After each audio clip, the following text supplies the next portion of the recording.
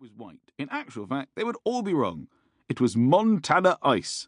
I would suggest that even if you asked 100 Montanans during a particularly cold winter what colour it was, they would say white.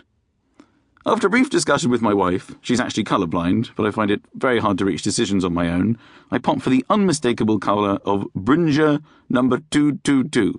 A slightly less pretentious description would be aubergine. Most people call it purple. My surroundings were now nearly complete. New desk, new chair, lovely view, and Brinja number 222 walls from Farrow and Ball. I placed my Mac on the desk and lovingly peeled off the see-through plastic that protects the screen, took a deep breath and sat down. Unfortunately, 27 inches of screen meant that my view was now completely obscured. Panic! Why didn't I think of that? The whole window was now blocked by this enormous piece of technology. I was forced to move the desk to the opposite wall. I now had a face full of Brinja number 222, and my back to the view. I would have to turn the chair at regular intervals to be inspired by my view. I should have bought the swivel chair.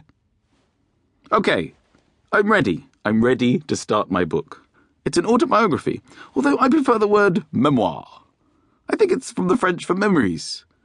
And that pretty much sums up what this book is going to be. It's a book about my French memories.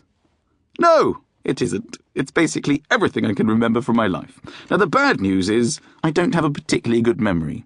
You know when somebody asks you what you did yesterday and it takes you ages to remember, even though it was just one day ago? I can't believe this. It was just yesterday, you'll say before finally remembering. Well, I'm like that, except sometimes it never comes to me. I never remember what I did yesterday. Come to think of it, what did I do yesterday? Memoirs. It just sounds a lot sexier, doesn't it, than autobiography. Memoir. Autobiography. Not all words are better in French. Swimming pool, for example, is piscine, which obviously sounds like piss in. Do you piscine the piscine? That was about as funny as French lessons at school ever got for me. Only writing boob, B-O-O-B, on a calculator using 8008 in maths seemed funnier. We've borrowed lots of words from French to spice up the English language. Fiancé, encore, cul-de-sac, apéritif, chauffeur, pied-à-terre, déjà vu. Although you don't say them with a French accent, you say them with the English accent. Fiancé, uncle, cul-de-sac, apéritif, chauffeur, pied-à-terre, déjà vu. In fact, you could probably speak an entire English sentence with more French in it than English. I'm having an apéritif and hors d'oeuvres at my pied-à-terre in a cul-de-sac after some mange-tout. I'm sending the kids to the crèche and having a ménage à trois with my fiancé and the au pair. Sounds like a great night. The good news is, I think there's more than enough in my patchy memory for the book.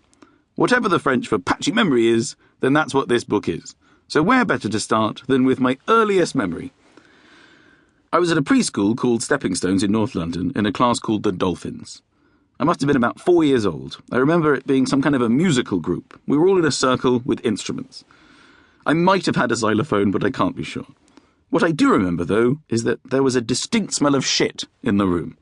At this age, kids are toilet trained, so whereas a couple of years previously at nursery or playgroup the smell of shit was a given, in this environment it was unwelcome. The simple fact was, a 4-year-old kid had taken a shit in his or her little pants. It wasn't me. I have never pooed in my pants, although as this is my earliest memory, I can't be sure.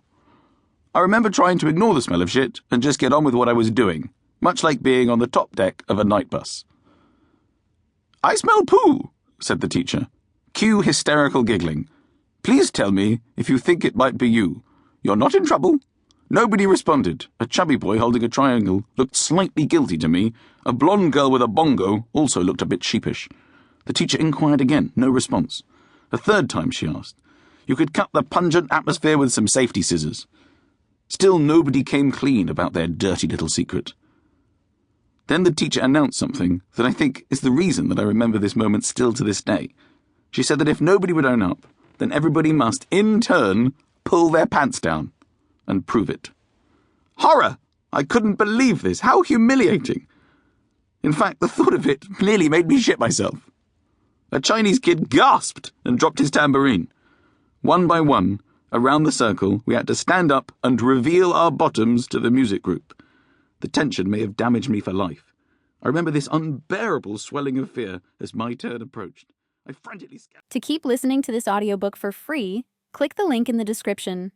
It will take you to a free Audible trial where you can listen to this and many other books for free for 30 days.